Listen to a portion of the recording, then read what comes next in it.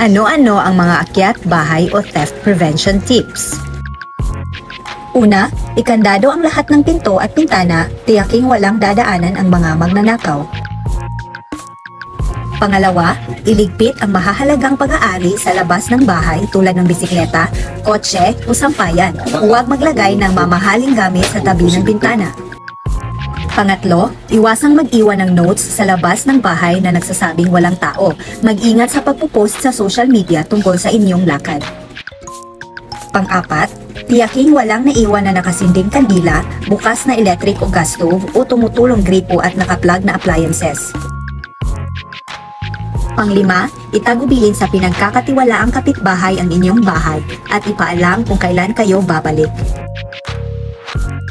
At pang-anim, isave o tandaan ang mga numero ng security ng inyong subdivision, barangay at police station.